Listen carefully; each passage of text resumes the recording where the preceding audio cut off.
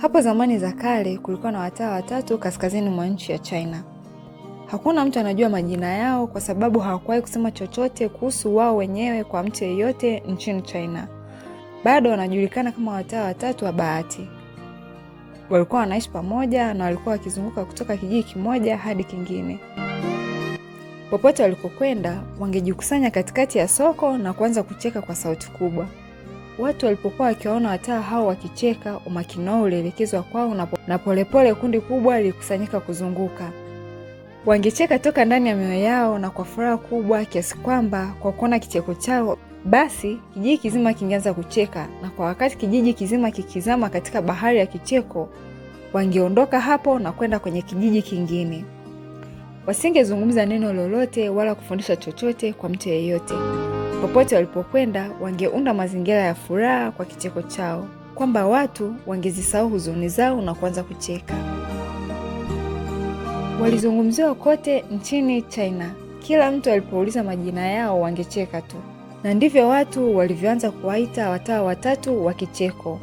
Wangecheka kana kwamba wanacheka kwa kichekesho cha ulimwengu mzima, kana kwamba walikuwa wameelewa siri ya ulimwengu kwa kicheko chao. Walileta furaha kubwa kote China, ambayo hakuna mtu aliyewahi kuleta kabla yao, kwa kuzunguka nchi nzima na kuwafanya watu wakicheka. Kwa muda wote watatu walizeeka, na usiku mmoja walipokuwa wakiishi katika kijiji, mmoja wao alifariki. Kijiji kizima kiliguswa kwa kusikia habari hii. Wakazi wa kijiji waliona kwamba huenda siku hii watawa wawili waliobaki wangeweza kulia. Kila mtu alitaka kuona majibu yao. Asubuhi kijiji kizima kilikusanyika, lakini walishangaa kuona kwamba watawa wawili walikuwa wakicheka kwa sauti kubwa wakiwa wamekaa karibu na mwili wa marehemu. Hakuna mtu aliwahi kuwaona wakicheka kama hivyo kabla. Watu wengine walijaribu kuwaelewesha kwamba huyu alikuwa mwenzenu na hamkustahili kucheka kwa kifo chake. Na siku hiyo kwa mara ya kwanza walizungumza na watu na kusema, tunacheka kwa sababu huyu katushinda. Sisi sote tulikuwa na mashindano kwamba yeyote atakayekufa kwanza, wale waliobaki watacheka kwa sauti kubwa na kwa kifo chake, na leo huyu ametushinda.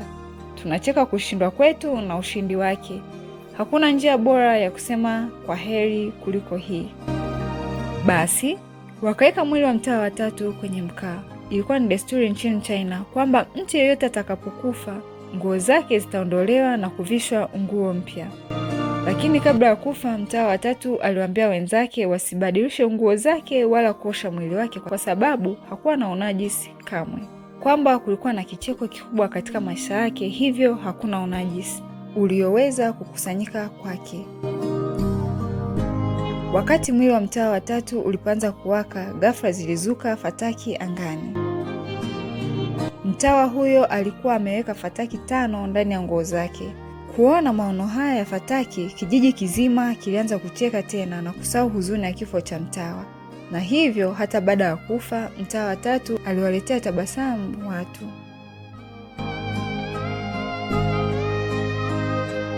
Hadithi hii inatufundisha kwamba mtu asitafute sababu ya kuwa na furaha au kucheka, kwa sababu huenda sababu pekee tuliwapa hapa duniani ni kufurahi.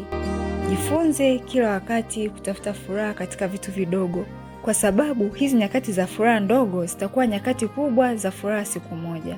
Na katika machafuko ya ulimwengu ambayo yanasababisha huzuni zisizo na maana, njia moja ya kujihifadhi daima ukiwa na furaha ni kushiriki furaha inayoingia maishani mwako na wengine. Maana furaha ni kitu kinachoongezeka kwa kushiriki, na huzuni ni kitu kinachopungua kwa kushiriki pia. Kwa hiyo kila wakati kukiwa na huzuni katika maisha yako, badala kuwa na huzuni, cheka, kwa sababu maisha yanakuwa mazuri unapocheka. Na usisahau kwamba furaha yako ndiyo inayoleta kile kinachofanya uishi na kuleta matumaini katika maisha wengine. Asante kwa kutazama na kutakia maisha ya furaha na uwe na baraka. Usisahau kulike, kucomment na kusubscribe.